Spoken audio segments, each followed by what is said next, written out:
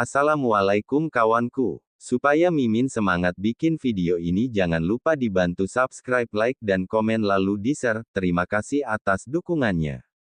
Mimin doakan semoga panjang umur sehat selalu untuk kawan.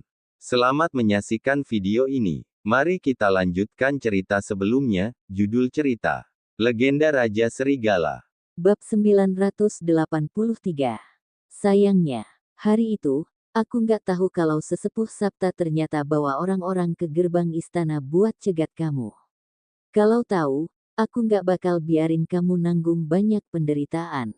Teguh melambaikan tangannya, tidak terlalu memedulikan masalah itu. Tentu saja, klan naga tidak mungkin selalu mengikutinya kemanapun dia pergi.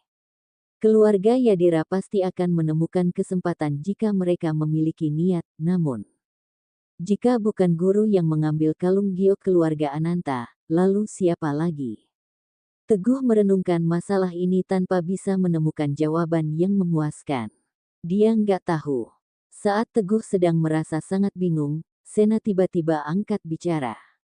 Dia tanpa sadar menaikkan alisnya dan bertanya dengan bingung. Sena, apa yang kamu tahu? Kamu ceritain dulu soal gurumu. Guruku. Teguh termenung sejenak, lalu menceritakan tentang gurunya. Mata Sena berbinar, keyakinan di dalam hatinya makin kuat. Tebakanku berarti nggak salah, gurumu itu seharusnya guru besar.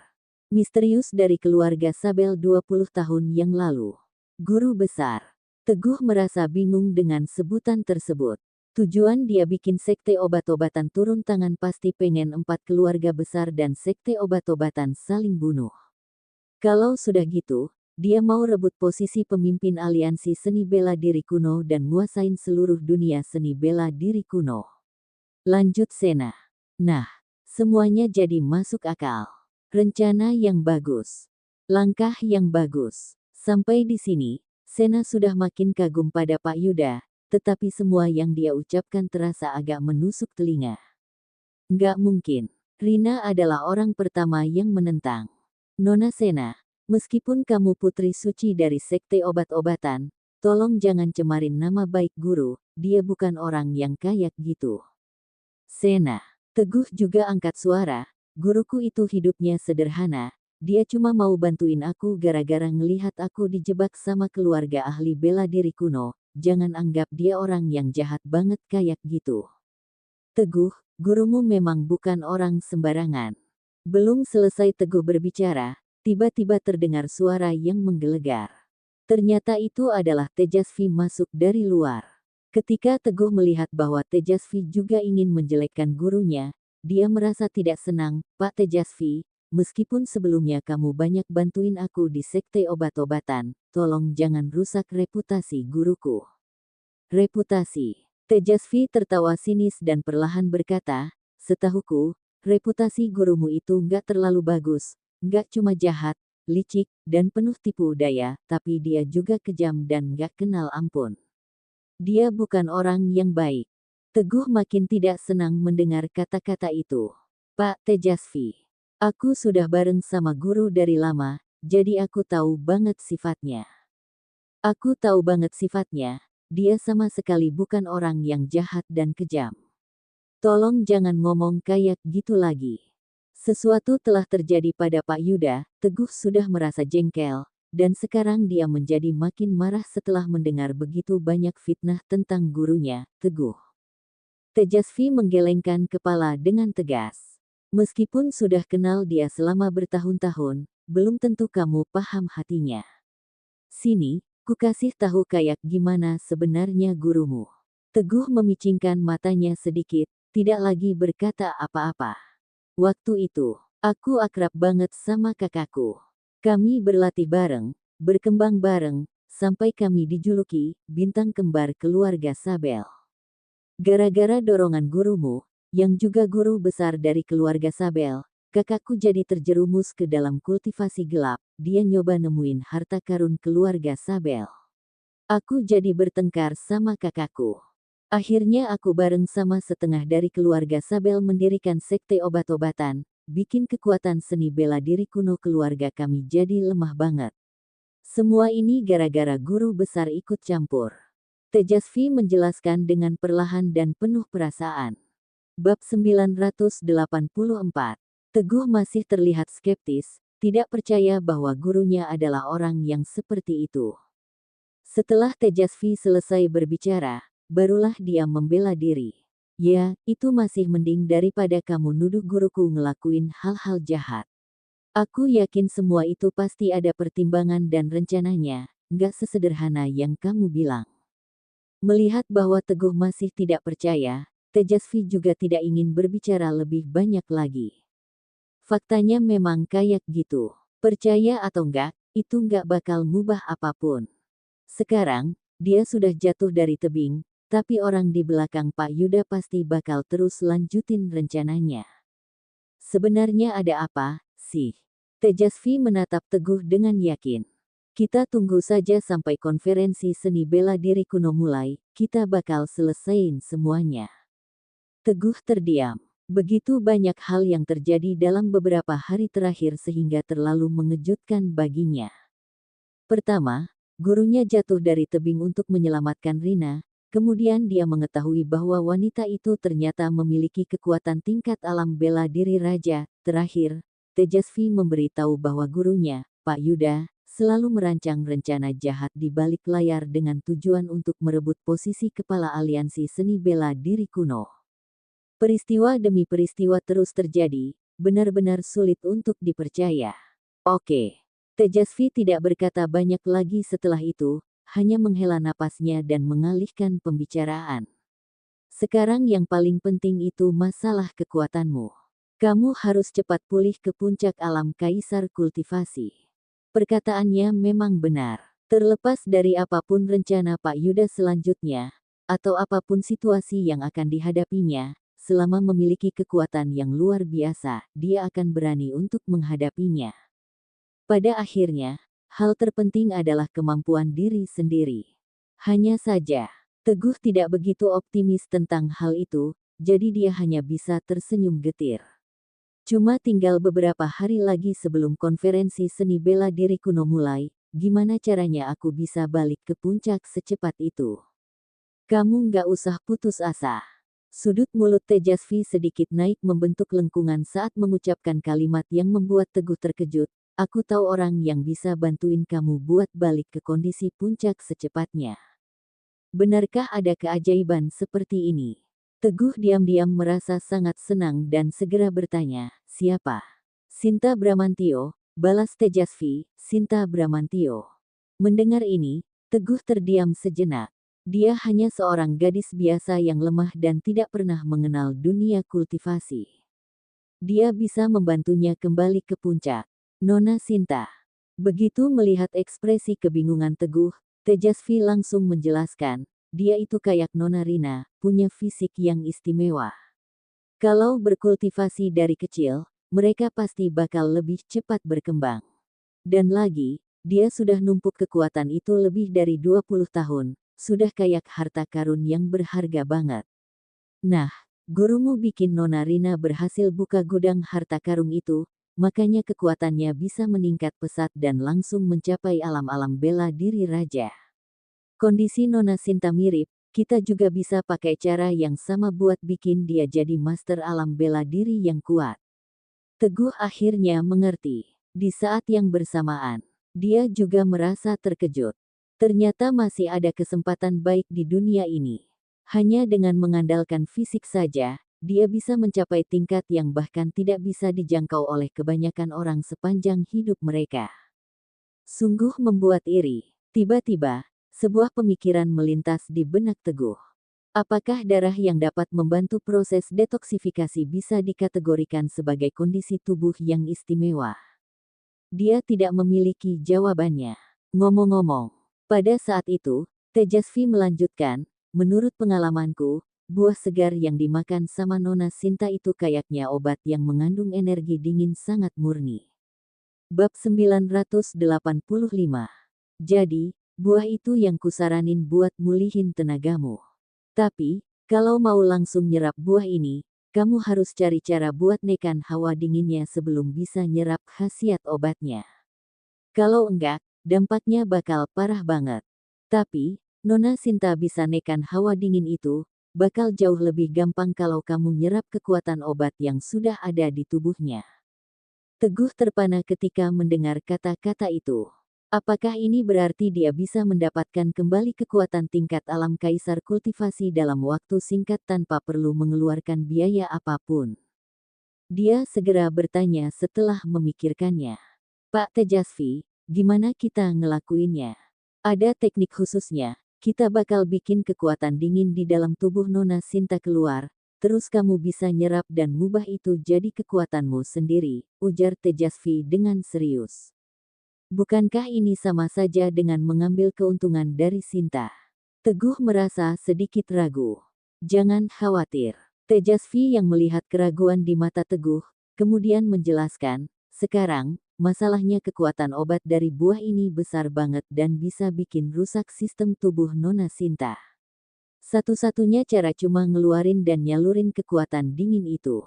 Terus, tubuh Nona Sinta juga sudah berubah gara-gara kekuatan itu, nunjukin kalau benih kekuatan dingin sudah tertanam di dalamnya. Kalau masuk ke alam bela diri, dia pasti bisa ngelatih energi yang berasal dari kekuatan dingin itu. Ini situasi yang nguntungin kalian berdua. Teguh merasa lega setelah mendengar hal itu. Dia pun bertanya dengan antusias, Pak Tejasvi, gimana cara ngeluarin kekuatan dingin dari tubuh Sinta? Tejasvi mengelus janggut putihnya. Caranya gampang, kalian bisa ngelakuin kultivasi ganda. Kultivasi ganda. Bersamaan dengan kata-kata itu, suasana di ruangan tiba-tiba menjadi sangat hening. Semua orang tercengang saat mendengarnya. Mereka semua tahu apa arti dari perkataan tersebut. Sena teringat kembali momen bersama Teguh di gua magma bawah tanah, membuat semburat merah muda memenuhi pipinya hingga ke belakang telinga. Sementara itu, Teguh terdiam canggung di tempat, tidak tahu harus berkata apa. Nggak usah terlalu dipikirin. Waktu kuperiksa Nona Sinta tadi, aku sudah tanya soal hal ini, lanjut Tejasvi. Dia setuju buat berlatih kultivasi ganda sama kamu. Sinta. Selama tidak ada kejadian yang tak terduga, maka semuanya akan baik-baik saja. Dia sudah lama mengagumi kecantikannya sendiri. Teguh merasa sedikit terbebani. Belum lagi, di dalam ruangan itu, masih ada Widya dan Sena. Hanya saja, beberapa hari yang lalu, dia baru saja bercinta dengan Rina dan melakukannya berulang kali, membuatnya merasa sangat bersalah. Meskipun dia bukan tipe orang yang sangat peduli tentang perasaan orang lain. Dia juga tidak ingin menjadi seperti seorang pria brengsek yang jelas-jelas tidak bertanggung jawab atas tindakannya. Ini salah. Ini sangat tidak benar. Ini juga sangat tidak pantas. Rina terdiam sejenak sebelum keluar dari ruangan. Melihat itu, Teguh segera mengejarnya keluar. Akhirnya mereka sampai di sebuah balkon besar. Rina. Mereka berdua sudah berhubungan layaknya suami istri, dan Teguh sadar bahwa dia harus bertanggung jawab. Oleh karena itu, dia bersiap untuk menjelaskan situasinya dengan baik kepada Rina, berharap bisa mendapatkan persetujuannya. Bab 986. Akan tetapi, belum sempat Teguh berbicara, tiba-tiba Rina berbalik dan melingkarkan kedua lengannya di leher Teguh. Tanpa memberikan kesempatan padanya untuk bereaksi, dia langsung mencium bibirnya, membuat Teguh tidak bisa berkata-kata lagi.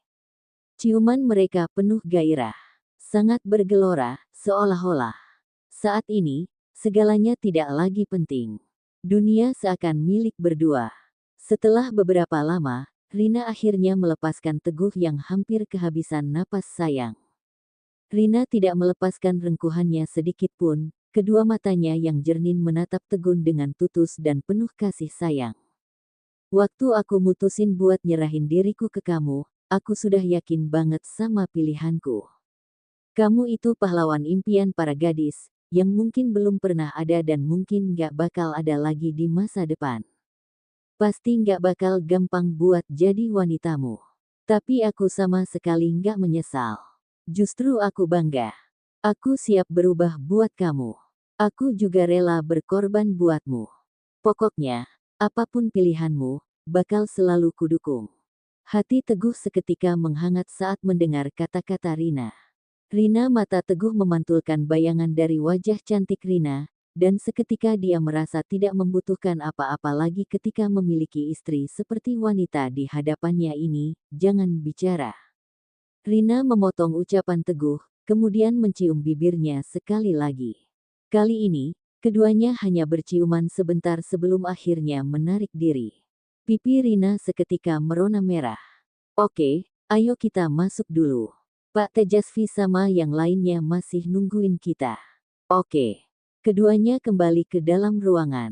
Saat melihat mereka berdua masuk ke dalam, Tejasvi refleks melihat ke arah Sena dengan tatapan yang sulit ditebak. Wanita itu hanya menatap mereka berdua dengan tenang dan tanpa ekspresi, tetapi hatinya sulit ditebak. Teguh tidak memperhatikan reaksi Sena secara khusus, hanya berkata kepada Tejasvi, "Pak Tejasvi, aku sudah siap. Kapan kita bisa mulai?" Tejasvi menggelengkan kepalanya. "Sekarang masih belum bisa." Teguh mengernyitkan dahinya. "Kenapa? Masih ada syarat lain?" "Kondisi Nona Sinta sekarang lagi parah banget. Kalau nekat ngelakuin kultivasi ganda, itu cuma bakal bahayain dia dan gak ada manfaatnya. Dia harus diobatin dulu dan istirahat sementara ini." Setelah sedikit merenung, Teguh menjawab, "Kalau begitu, aku mau pergi ke ibu kota dulu." Peristiwa jatuhnya Pak Yuda dari tebing merupakan masalah besar. Dia harus memberitahu kakak seniornya, Teja. Setelah keluar dari Villa Sultan Permai, Teguh langsung menelepon Bayangan. "Bayangan, ada kemajuan di sana?" "Nggak ada." Bayangan menghela napas dan berkata, setelah Hiram bawa anak buahnya turun lagi, aku sama Elang Hitam juga langsung pakai semua perlengkapan dan ikut nelusurin aliran sungai.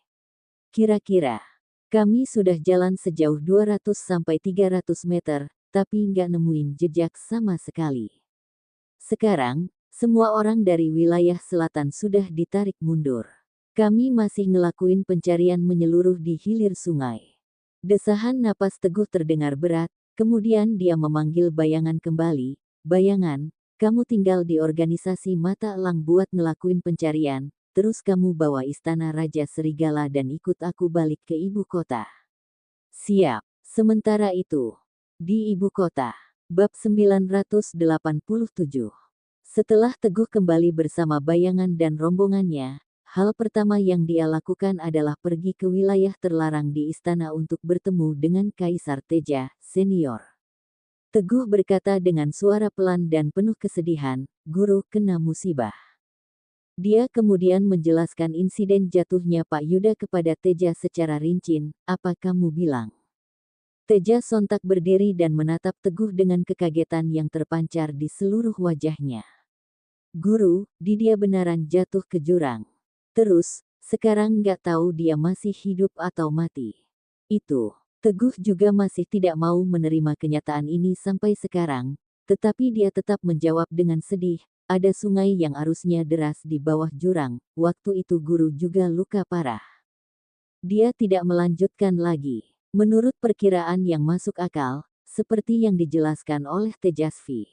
Kecuali orang itu adalah master alam bela diri suci, siapapun yang jatuh ke bawah sana pasti tidak akan memiliki kemungkinan untuk selamat, guru. Teja sontak menangis piu, tubuhnya terduduk lemas di lantai. "Guru, kamu sudah besarin dan ngajarin aku banyak hal selama ini, tapi kenapa guru pergi gitu saja?" "Guru." Teja memukul dadanya, seolah-olah merasa sesak di dalam hatinya. "Senior." Teguh juga merasakan kesedihan yang luar biasa saat melihatnya. Bayangan yang berdiri di samping tidak berani bersuara, takut mengganggu mereka berdua. "Aku benar-benar berhutang budi sama guru." Beberapa saat kemudian, Teja akhirnya berhenti menangis, tetapi matanya sudah terlihat merah dan bengkak. "Sekarang dia sudah meninggal, aku punya rencana buat bangun makamnya di Gunung Lembah Hijau. Gimana menurutmu?" Teguh terdiam sejenak. Ada yang aneh. Namun, dia tidak bisa menjelaskan dengan pasti apa yang aneh. Oleh karena itu, Teguh hanya bisa mengangguk. "Guru sudah ngasih bantuan besar ke kita, jadi kita harus ngasih balasan yang setimpal." Melihat Teguh menyetujuinya, muncul kilatan misterius di mata Teja. Teguh sebenarnya berharap bisa segera pulih ke puncak alam kaisar kultivasi, sehingga gurunya dapat membantu menjawab pertanyaan-pertanyaannya. Namun, dia tidak pernah menyangka bahwa sebelum dia pulih sepenuhnya, gurunya sudah mengalami kecelakaan tragis. Saat ini, segala keraguannya hanya bisa dipendam dalam hati. Tiba-tiba, sebuah ide terlintas di benak Teguh. Mungkinkah kakak seniornya itu sudah mengetahui banyak hal terkait kejadian ini? Oleh karena itu, dia bertanya dengan tenang, "Senior, kamu tahu, nggak, apa saja harapan guru yang belum tercapai sebelum dia meninggal? Aku mau ngelakuin sesuatu buat dia sebagai penghormatan terakhir." Meskipun dia menyebutnya sebagai keinginan terakhir, sebenarnya Teguh ingin mendapatkan informasi tentang rencana yang disiapkan oleh Pak Yuda. Teja memandangnya dengan perasaan bingung dan menjawab samar, "Junior, kamu tahu sendiri kalau guru itu orang yang misterius, kan? Kita bahkan nggak bisa ketemu sama dia lebih dari 2 kali dalam setahun. Aku nggak bisa baca pikirannya." Melihat Teja tidak mengambil umpannya, Teguh hanya bisa menghela napas dan menjawab, "Kayaknya aku nggak beruntung soalnya nggak bisa kasih penghormatan terakhir buat guru." "Senior, kapan kamu berencana bangun makam buat guru?" Setelah berpikir sejenak, Teja menjawab, "Mungkin 2 hari lagi." 2 hari lagi. Teguh mengangguk dan meninggalkan tempat itu bersama bayangan. "Kak Teguh, kamu ngerasa, nggak, ada yang aneh sama Kaisar?" Tanya bayangan dengan ragu setelah mereka keluar dari istana. "Apa yang aneh?" Teguh mengernyitkan keningnya sedikit. "Coba kamu lihat tadi. Harusnya, sebagai murid, Kaisar langsung pakai kekuatannya buat nyari Pak Yuda waktu dengar kabar kalau dia jatuh dari tebing, tapi reaksinya kayak nggak peduli soal itu," bisiknya. Ketika sadar bahwa dia salah bicara, bayangan buru-buru mengoreksi perkataannya, Kak Teguh, bukan gitu maksudku. Aku cuma mau bilang kalau Kaisar kayaknya sudah nggak sabar buat bangun makam Pak Yuda." Aneh banget. Bab 988. Mata Teguh agak menyipit begitu mendengar perkataan bayangan. Memang sangat aneh. Saat itu dia sudah merasa ada yang tidak beres, tetapi tidak memikirkannya terlalu dalam. Sekarang, ketika dia mengingatnya kembali, reaksi Kaisar terasa tidak masuk akal. Mungkinkah Kaisar juga menyembunyikan sesuatu darinya sehingga begitu tergesa-gesa untuk membanguri makam? Namun, apa manfaatnya membangun makam untuk Pak Yuda? Pikiran Teguh berantakan, dia tidak bisa berpikir jernih. Hari ini dia telah melalui banyak hal, mulai dari menyaksikan langsung tragedi yang menimpa Pak Yuda, terluka oleh orang berjubah hitam, dan mendengarkan cerita dari Tejasvi dan Sena mengenai masa lalu gurunya yang sangat berbeda dengan apa yang dia ketahui. Kepalanya terasa sangat sakit, benar-benar sulit untuk dipahami. Tidak masuk akal. Bagaikan benang kusut yang sulit untuk diurai, dia tidak mengerti. Tidak ada petunjuk yang jelas mengenai tujuan akhir dari kejadian ini dan di mana saat ini posisinya berdiri, Kak Teguh. "Kak Teguh." Bayangan memanggilnya dengan khawatir setelah melihat Teguh tetap diam seperti patung. "Aku nggak apa-apa." Teguh tersentak dari lamunannya, kemudian menghela napas panjang dan berkata, "Ayo pergi." Karena sulit untuk memahaminya, maka lebih baik tidak dipikirkan lagi, hanya waktu yang bisa menjawab. Konferensi seni bela diri kuno sudah makin dekat. Seperti yang dikatakan Tejasvi, mereka hanya perlu menunggu konferensi itu dimulai. Setelah pemenang dan pemimpin aliansi bela diri kuno ditentukan, maka semua akan menjadi jelas. Apakah ini yang telah gurunya rencanakan selama bertahun-tahun? Apakah orang di belakangnya memiliki ambisi untuk jadi nomor 1? Pada akhirnya, semua kebenaran akan terungkap. Bayangan menghela napas lega dan bertanya, "Kita mau pergi kemana sekarang, Kak?" "Kita balik dulu ke markas militer," jawab Teguh. Bayangan mengemudikan mobil militer nomor 1 dari pasukan serigala menuju markasnya di ibu kota, belum sampai 3 menit.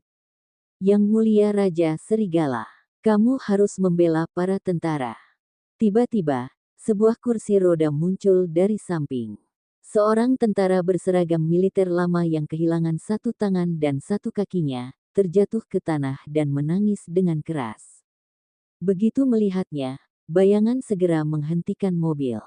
Teguh melompat turun dari mobil dan menopang tentara itu. Dia berkata dengan serius, "Kenapa? Coba ceritain pelan-pelan. Selama ada hubungannya sama kepentingan para tentara, aku bakal bersikap tegas." "Terima kasih, Yang Mulia Raja Serigala.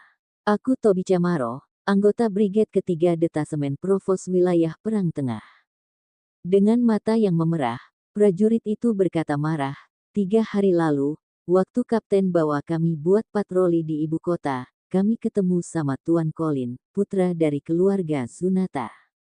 Dia pakai kekuasaan dan pengaruh keluarganya buat ngelecehin seorang gadis di jalan, bahkan dia juga mukulin pacarnya sampai babak belur. Bener-bener nggak berperi kemanusiaan banget, seenaknya sendiri. Menurut hukum, seharusnya orang kayak gitu ditangkap dan diadili. Makanya Kapten nangkap Colin sesuai dengan hukum. Tapi, ketika sampai pada titik ini, Tobi menjadi makin marah. Napasnya terengah-engah. Malam itu, pasukan kami diserang sama keluarga Zunata. Kapten sama wakilnya, semuanya dibunuh dengan kejam sama keluarga Zunata. Setiap anggota tim yang terlibat langsung waktu penangkapan, semuanya dibunuh dan dimutilasi. Cuma aku sama beberapa anggota tim lainnya yang tersisa. Waktu itu, kami cuma bertugas buat ngendaliin kerumunan orang yang menonton. Kami beruntung gak dibunuh sama keluarga Zunata, tapi kami semua harus kehilangan satu tangan dan satu kaki." Dengan air mata penuh kebencian, Tobi mendongak kepada Teguh yang ada di hadapannya. "Yang Mulia Raja Serigala." Bab 989. Aku nggak rela. Di tengah ibu kota, di bawah langit milik Kaisar. Berani-beraninya ada orang yang seenaknya sendiri sampai kayak gini. Ini namanya menghina hukum serenara. Saya mohon, Yang Mulia Raja Serigala, tolong selidiki masalah ini dan tegakin keadilan buat kami. Usai mendengarkan penjelasan Tobi, amarah Teguh memuncak. "Tenang saja." Teguh memberi isyarat kepada bayangan untuk membantu Tobi masuk ke dalam mobil.